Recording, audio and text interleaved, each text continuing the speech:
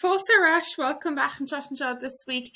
This is for parents and this is how to tell your kids don't do that as Gaeilge in Irish.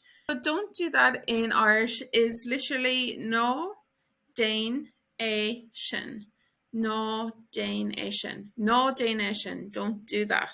And also this D can be pronounced like a J or a G sound in Ulster and Connacht. You can always check obair.ie to hear this phrase in your dialect of your choice. Chamalishin as well as that, you might want to be able to say this to more than one child. So that would be no Danigi.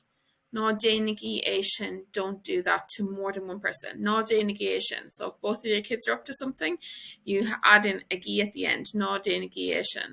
Beagani British she's done a little bit of a breakdown. We use just no before a verb, so you might know this already. So you just use the verb in its original form.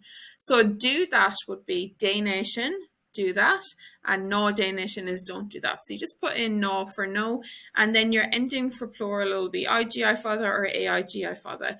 Now, if you're confused, it doesn't matter when you're speaking. These actually sound exactly the same. So Danigi, it doesn't matter which spelling, it would sound the same if you didn't know. But if you were writing Irish, you would type your verb into changlin.ie. You're going to choose imperative. Imperative is giving orders.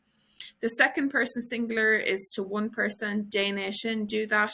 And then the plural down here is the second person plural, Danigi, and then it has no Danigi, and up here it has no Dane. So it actually gives you the negative under the positive. So I hope that's useful, and I hope that you're able to use that Irish this week. And as usual, I always link our complete guide below, because if you would like to be able to add Irish to home, if you'd like to be able to help your kids with Irish, if you'd love them to grow up with the language and you'd love them to know it's a real language, not just a school subject, you must be in our complete guide for parents, because there's nothing like it out there to help parents with speaking Irish at home.